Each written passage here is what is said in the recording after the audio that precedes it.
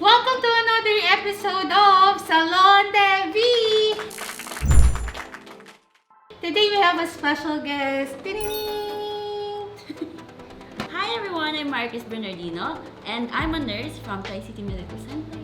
Yay! Another frontliner, guys! So, ang gagawin natin today ay ang makeup for nurses or yung parang natural look lang. Pero, hindi mo kang haggard. Kasi syempre, stress yung mga nurses natin sa hospital. Lalo ngayon, understaff ba kayo? Oo, Sobrang understaff. Tapos, ang dami ng patients ba? Mm-mm.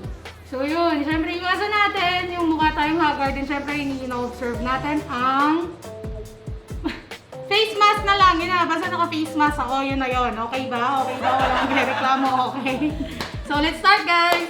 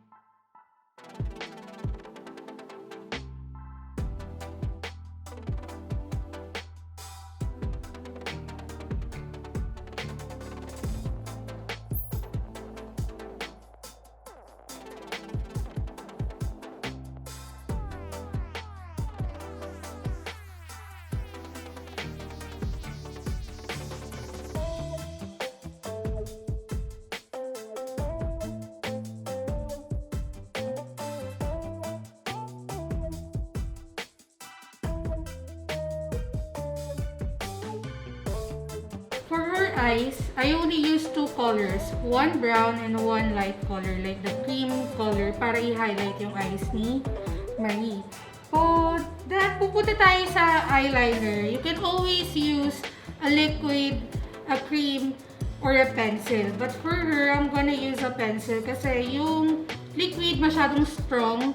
Pwede rin naman yung cream liner. Pero kasi masyado siyang mabigat sa lids eh. Mamaya kasi gusto ko mas ma-emphasize yung eyes niya using yung lashes instead of the eyeliner. So, I'm gonna use a pencil liner for this one. For the pencil liner, all you have to do is treat it close to the lash line as possible. Tapos yung outer lang ilalagyan.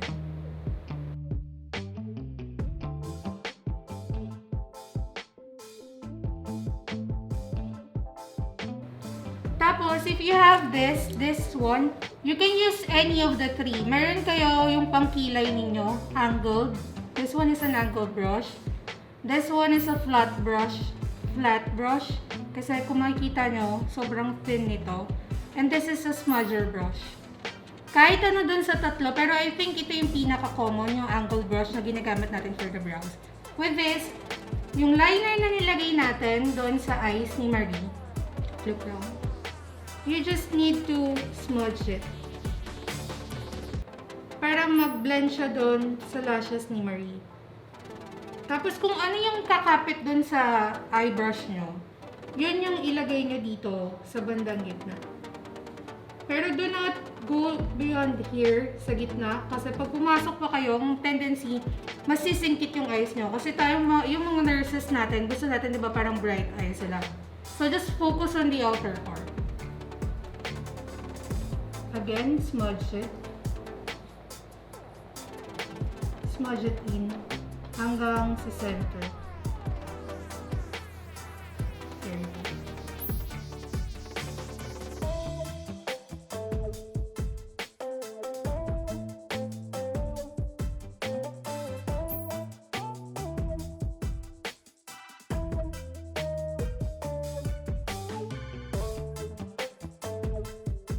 You can always go beyond what I'm gonna do. Pero kung gusto mo, tapos na to, ang lalagay na lang natin sa kanya is yung blush. Ito may mga choices tayo ng blush here.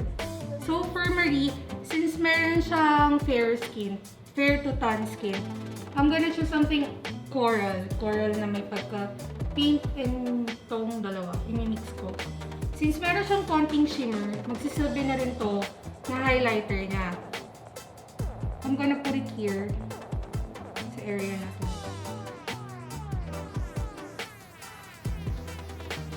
And yes, we Pinays put something on our nose, okay? It's a drunk blush thing. Walang magko-comment. Ginagawa talaga namin mga Pinay yun. O, oh, diba? Ganon. Blush ngayon, no? Abot na yun sa ilong. Kayong judger. Judgmental mga tao ngayon. Guys, again, I'm using a coral one. Coral mixed to this one para may shimmer.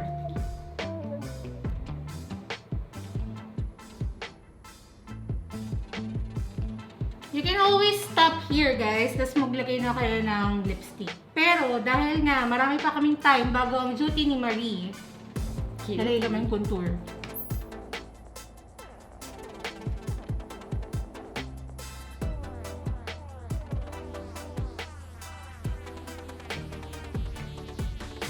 Maglalagay na tayo ng sa lips. So, I'm using TPS Lip and Cheek Tint. Tapos, to sum it up, I'm gonna top something para medyo mag-dark yung lips niya. So, this is the final look of Marie! So, yun yung ginawa namin since pwede naman sa kanila yung naka-bangs. Ito yung ginawa natin. Kaya nga sabi ko sa inyo, pwede kayong mag-skip na ng contour and ng eyelashes. But for her, since gumagamit siya ng eyeglasses, gusto ko ma-define yung eyes niya. So, nilagyan natin siya ng lashes. Tsaka mo ang mahaba-haba ang duty ni ate mo girl mamaya, okay? So, i-update namin kayo kung ano na ang mangyayari sa duty ni Marie. So, thank you guys! Until